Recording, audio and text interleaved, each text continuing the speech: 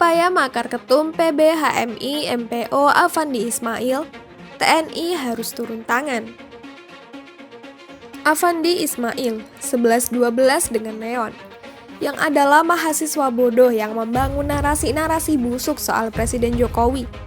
Afandi Ismail membawa-bawa nama rakyat untuk melakukan revolusi Indonesia di tahun 2021. Bahkan dengan berani-beraninya dia mengeluarkan tagar anti-presiden sebelum 2024. Artinya ini sudah jelas-jelas adalah upaya makar. Orang-orang PKS kelihatan sangat menikmati buah yang mereka tabur selama ini. Kita tahu himpunan mahasiswa banyak yang terindikasi radikal dan juga HTI. HTI ini sangat kencang soal perekrutan mahasiswa yang bergerak di bidang pendidikan. Mereka adalah orang yang bukan lagi apolitis, melainkan anti dengan politik. Bahkan mereka dengan berani-beraninya mengeluarkan tagar-tagar berbau makar. Sekarang kita melihat kader-kader kampus yang dianggap penting menjadi motor terdepan sejak Rizik di penjara. Mereka seolah tak rela dengan Rizik yang dipenjara dan dimasukkan ke dalam proses hukum yang berlapis-lapis. Saya melihat apa yang menjadi kebahayaan mereka ini adalah maklar. Presiden Joko Widodo adalah presiden yang dipilih 2 kali oleh rakyat. Mayoritas rakyat mendukung Joko Widodo dan memilihnya sebagai Presiden Republik Indonesia 2 kali. Ini adalah fakta demokrasi yang tidak terbantahkan. Fakta yang tidak bisa dibuang begitu saja. Tapi ada orang-orang yang sakit hati dan mungkin para pendukung Prabowo seperti Afandi Ismail dan Leon yang tidak bisa rela satu persatu junjungannya kena karma Ahok. John Ruh di penjara. Ratna Sarumpait ketahuan ngibul disebarkan oleh Prabowo. Kemudian yang terakhir, Bahar dan juga Rizik yang dipenjara. Hingga pada akhirnya mereka ini kelihatan mau makar. Mau makar terhadap konstitusi ini sudah ada. Presiden sudah terpilih dengan cara demokratis. Lalu yang berbeda pendapat dengan mereka dicap buzzer atau kafir. Ini tepat cara main dari FPI dan juga HTI sekali, bukan? Tagar ganti presiden sebelum 2024 yang ada di postingan Afandi Ismail harus ditanggapi dengan sangat serius. Kalau ada tagar seperti itu dikeluarkan oleh himpunan mahasiswa Islam, artinya ada dugaan provokasi berujung makar seperti yang dikerjakan oleh para pendukung Prabowo kemarin.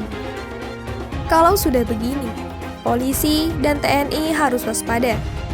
BIN juga harus fokus menelisik siapa orang-orang yang ada di belakang mereka. Mereka ini kelihatannya hanyalah boneka PKS, FPI, dan HTI yang merongrong NKRI.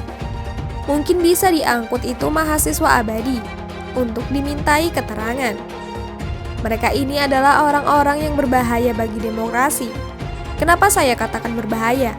Karena mereka menggunakan demokrasi untuk merusak demokrasi.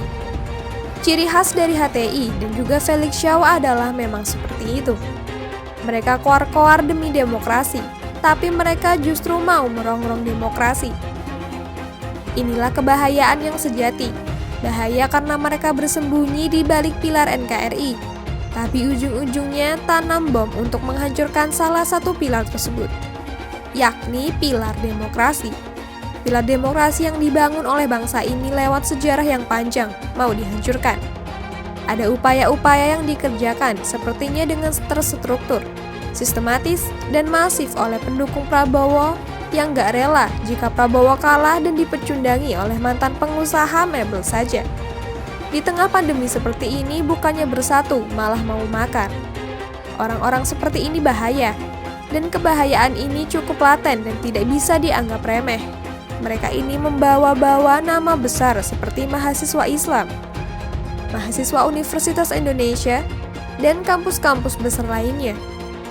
Mereka berbahaya. Apalagi di belakang mereka ada orang-orang PKS yang selalu memberikan informasi ngaco kepada mereka sehingga narasi kebencianlah yang terbentuk. Ini adalah hal yang serius untuk disikapi. Jadi saya nggak setuju kalau Presiden Joko Widodo memberikan ruang kepada mereka untuk berekspresi. Mereka menangkap bahwa ekspresi mereka untuk makar adalah hal yang benar. Mereka harus diselidiki, mereka harus dicari satu persatu. organisasi dan orang-orang di belakang yang mendukung mereka perlu diberantas. Karena upaya makar ini sudah banyak makan korban. Rakyat Indonesia menjadi korban makar dari apa yang dikerjakan oleh pendukung-pendukung Rizik. Akhir kata, kalau Afandi Ismail mau difoto, ya yang bener dong appearance-nya.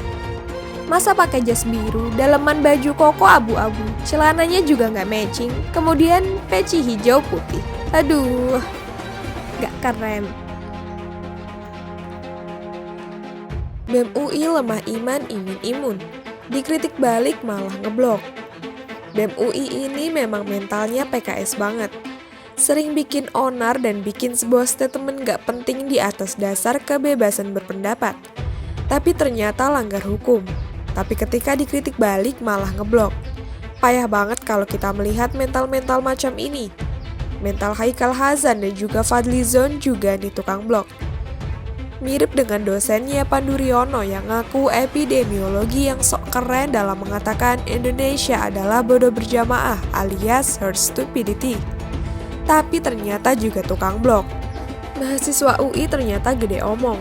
Kampusnya saja yang terkenal, tapi nggak pernah menghasilkan pemimpin yang baik. UI ini mahasiswanya diduga kuat sudah bukan lagi terpapar copet, tapi terpapar radikalisme yang digencarkan oleh mesin-mesin PKS dan juga HTI. Mahasiswa UI hanya nebeng nama kampusnya saja, tapi ternyata isinya ya begitu-begitu saja. Apalagi ketua BEM UI yang katanya anak ekonomi, tapi ngomongin politik, hukum, dan juga UU. Makanya nggak heran jika kita melihat bahwa isi protes yang dikeluarkan kepada Presiden Jokowi adalah ad hominem. Ad hominem adalah penyerangan personal, bukan pemikiran.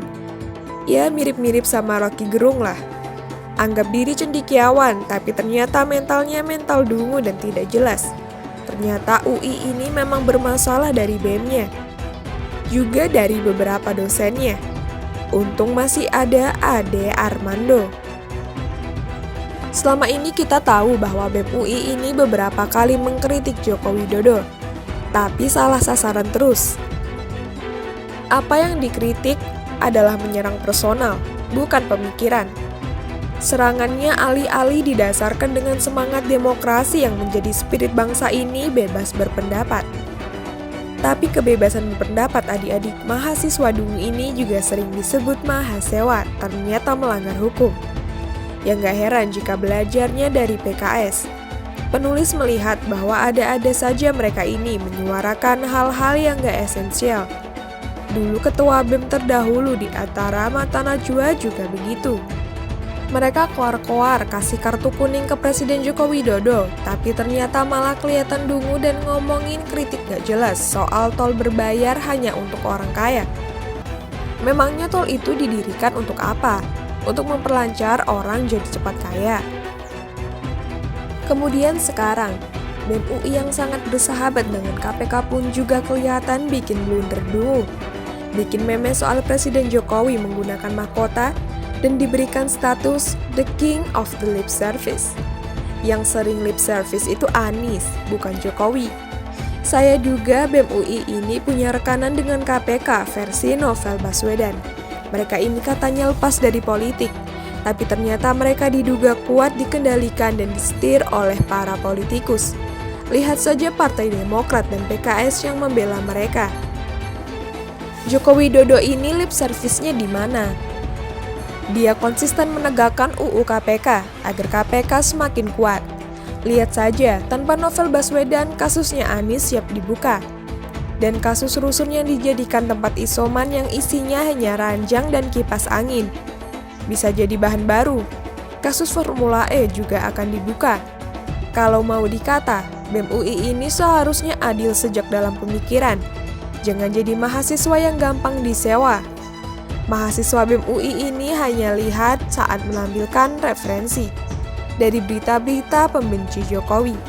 Referensinya dari Tempo, Kontras yang isinya kebanyakan SJW. Mereka ini memang satu kapal ingin hancurkan Indonesia. Asal tahu saja, Joko Widodo ini sudah dengan luar biasa bikin negara maju. Mengkritik Jokowi, kalian merasa keren, tapi dikritik balik kok malah ngeblok.